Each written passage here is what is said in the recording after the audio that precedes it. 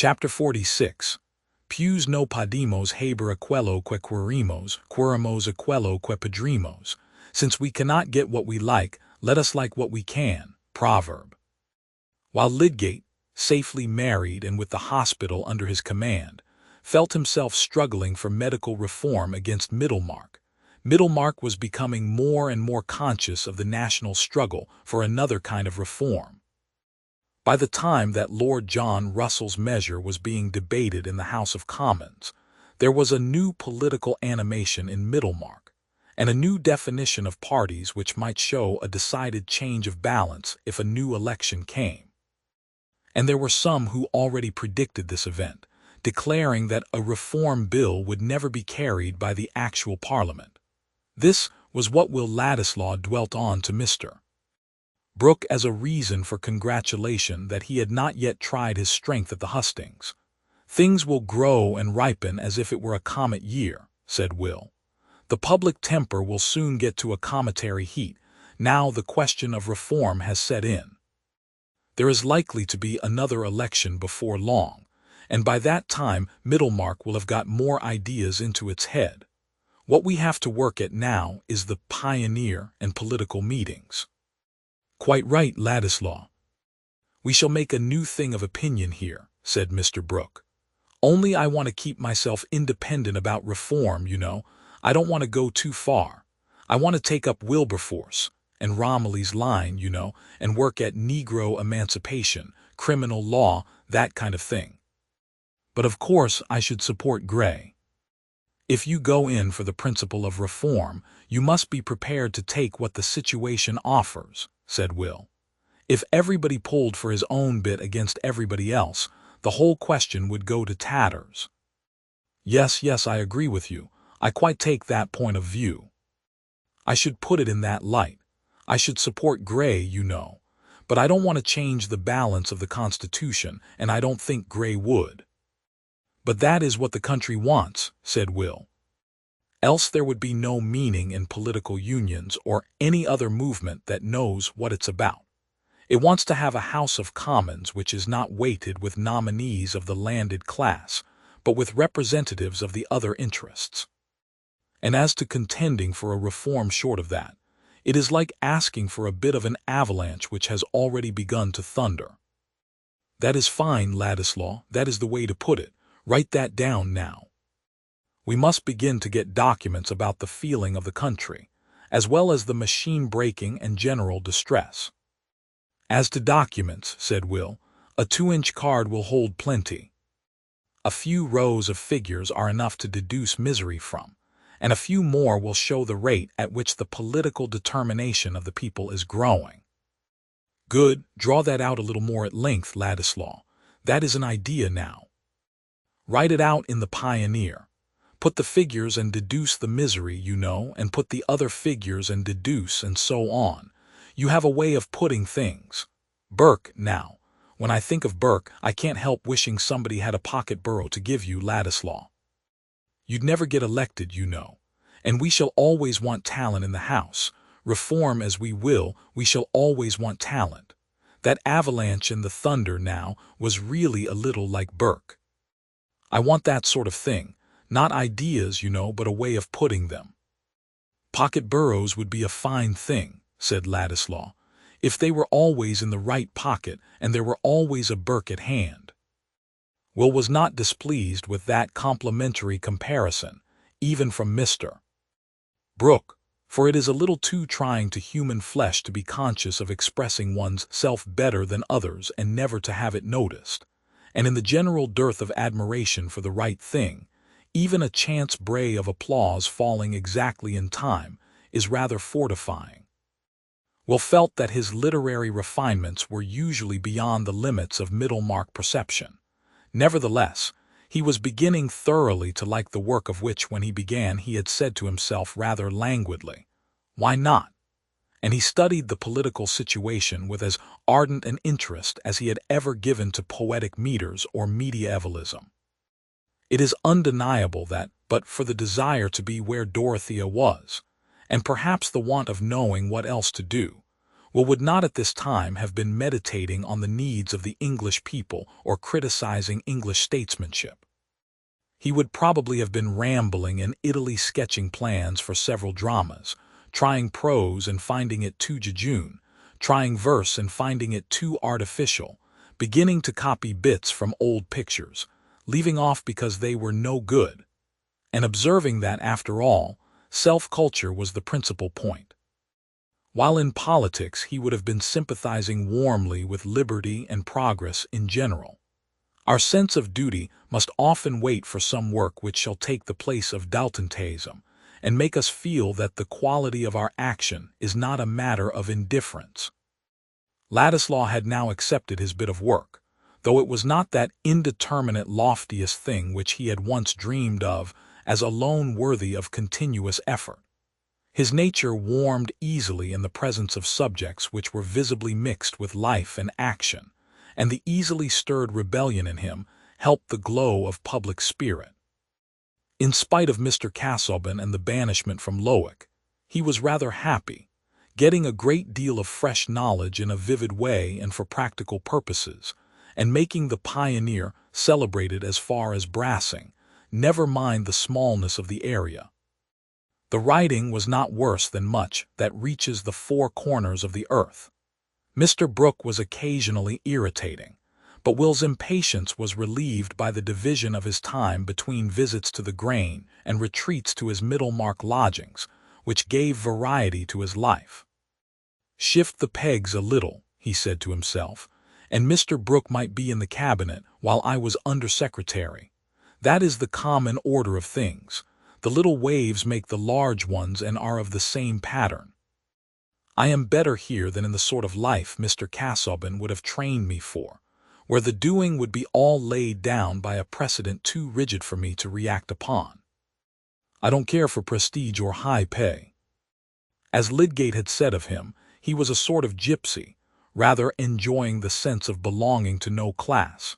He had a feeling of romance in his position, and a pleasant consciousness of creating a little surprise wherever he went. That sort of enjoyment had been disturbed when he had felt some new distance between himself and Dorothea in their accidental meeting at Lydgate, and his irritation had gone out towards Mr. Casaubon, who had declared beforehand that Will would lose caste.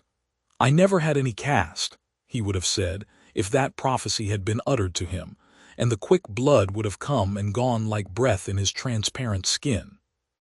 But it is one thing to like defiance, and another thing to like its consequences. Meanwhile, the town opinion about the new editor of the Pioneer was tending to confirm Mr. Casaubon's view.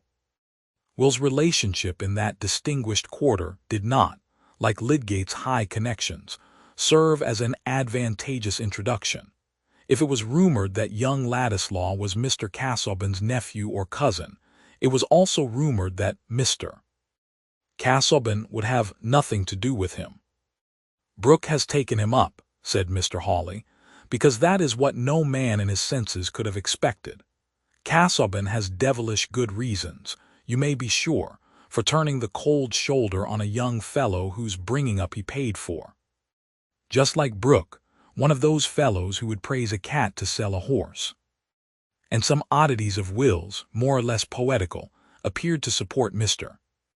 Keck, the editor of the Trumpet, in asserting that Ladislaw, if the truth were known, was not only a Polish emissary but crack-brained, which accounted for the preternatural quickness and glibness of his speech when he got on to a platform, as he did whenever he had an opportunity, speaking with a facility which cast reflections on solid Englishmen generally.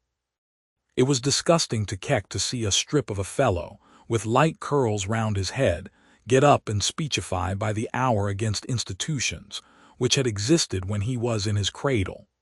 And in a leading article of the Trumpet, Keck characterized Ladislaw's speech at a reform meeting as the violence of an energumen, a miserable effort to shroud in the brilliancy of fireworks the daring of irresponsible statements, and the poverty of a knowledge which was of the cheapest and most recent description.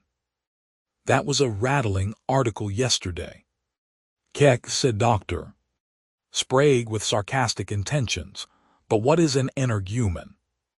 Oh, a term that came up in the French Revolution, said Keck. This dangerous aspect of Ladislaw was strangely contrasted with other habits which became matter of remark. He had a fondness, half artistic, half affectionate, for little children. The smaller they were on tolerably active legs, and the funnier their clothing, the better we'll like to surprise and please them. We know that in Rome he was given to ramble about among the poor people, and the taste did not quit him in Middlemarch. He had somehow picked up a troop of droll children, little hatless boys with their galligaskins much worn and scant shirting to hang out, little girls who tossed their hair out of their eyes to look at him, and guardian brothers at the mature age of 7. This troop he had led out on gypsy excursions to Halsell Wood at nutting time, and since the cold weather had set in, he had taken them on a clear day to gather sticks for a bonfire in the hollow of a hillside, where he drew out a small feast of gingerbread for them, and improvised a Punch and Judy drama with some private homemade puppets. Here was one oddity. Another was that in houses where he got friendly, he was given to stretch himself at full length on the rug while he talked, and was apt to be discovered in this attitude by occasional callers for whom such an irregularity was likely to confirm the notions of his dangerously mixed blood and general laxity. But Will's articles and speeches naturally recommended him in families which the new strictness of party division had marked off on the side of reform. He was invited to Mr. Bulstrode's. But here he could not lie down on the rug, and Mrs. Bulstrode felt that his mode of talking about Catholic countries, as if there were any truce with Antichrist, illustrated the usual tendency to unsoundness in intellectual men. At Mr. Fairbrother's, however, whom the irony of events had brought on the same side with Bulstrode in the national movement, Will became a favorite with the ladies, especially with little Miss Noble, whom it was one of his oddities to escort when he met her in the street with her little basket, giving her his arm in the eyes of the town, and insisting on going with her to pay some call where she distributed her small filchings from her own share of sweet things. But the house where he visited oftenest and lay most on the rug was Lydgate. The two men were not at all alike, but they agreed none the worse.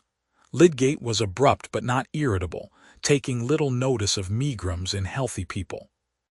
And Ladislaw did not usually throw away his susceptibilities on those who took no notice of them. With Rosamond, on the other hand, he pouted and was wayward, nay, often uncomplimentary, much to her inward surprise. Nevertheless, he was gradually becoming necessary to her entertainment by his companionship in her music, his varied talk, and his freedom from the grave preoccupation which, with all her husband's tenderness and indulgence, often made his manners unsatisfactory to her, and confirmed her dislike of the medical profession. Lydgate inclined to be sarcastic on the superstitious faith of the people in the efficacy of the bill, while nobody cared about the low state of pathology, sometimes assailed Will with troublesome questions. One evening in March, Rosamond in her cherry-colored dress with swansdown trimming about the throat sat at the tea-table.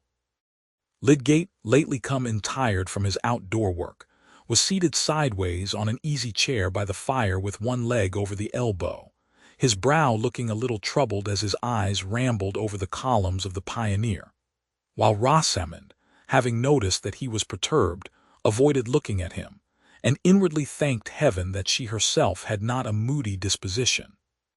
Will Ladislaw was stretched on the rug contemplating the curtain-pole abstractedly, and humming very low the notes of "When First I Saw Thy Face," while the house spaniel, also stretched out with small choice of room, looked from between his paws at the usurper of the rug with silent but strong objection. Rosamond bringing Lydgate his cup of tea, he threw down the paper and said to Will, who had started up and gone to the table, "It's no use your puffing Brooke as a reforming landlord, Ladislaw. They only pick the more holes in his coat in the Trumpet." "No matter, those who read the Pioneer don't read the Trumpet," said Will, swallowing his tea and walking about. Do you suppose the public reads with a view to its own conversion? We should have a witches brewing with a vengeance then. Mingle, mingle, mingle, mingle.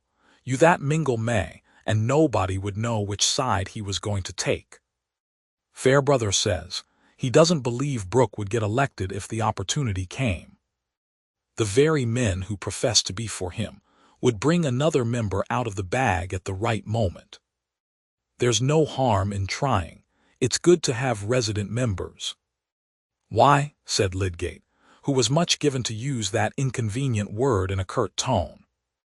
They represent the local stupidity better, said Will, laughing and shaking his curls, and they are kept on their best behavior in the neighborhood.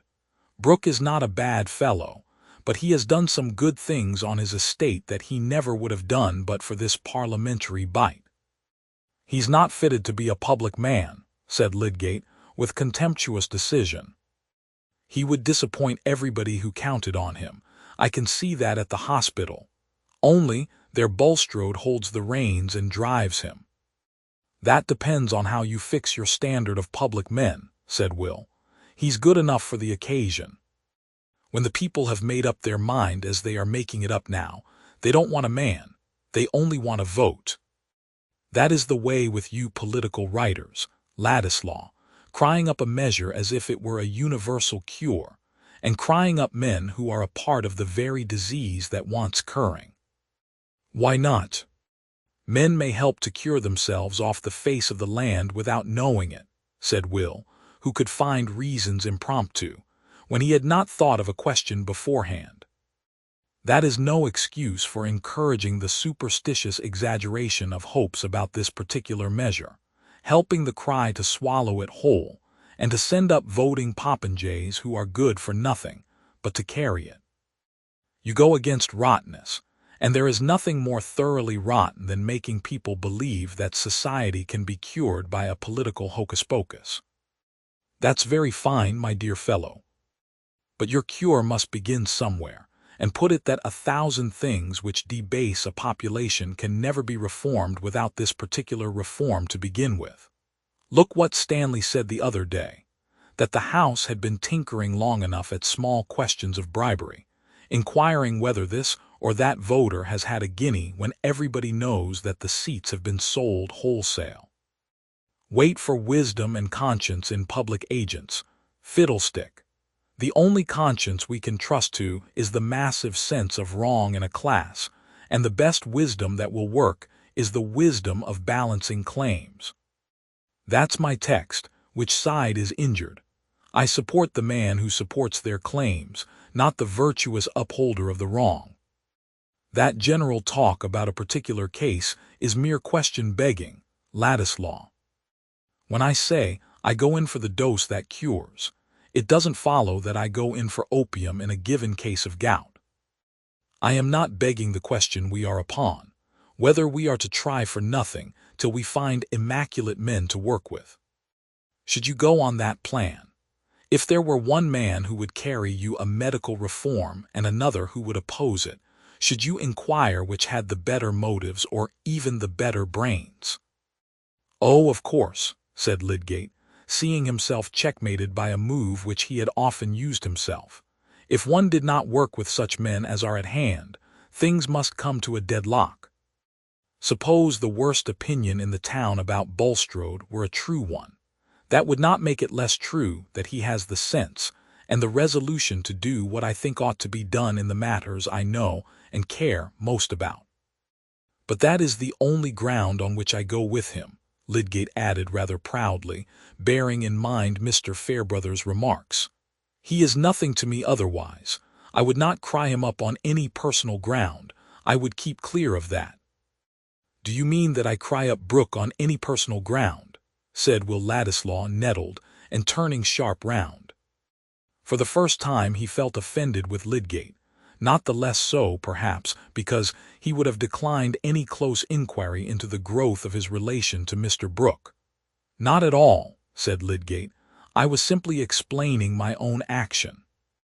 I meant that a man may work for a special end with others whose motives and general course are equivocal, if he is quite sure of his personal independence, and that he is not working for his private interest, either place or money.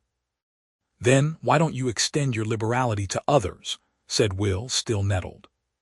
My personal independence is as important to me as yours is to you. You have no more reason to imagine that I have personal expectations from Brooke than I have to imagine that you have personal expectations from Bulstrode. Motives are points of honor, I suppose. Nobody can prove them.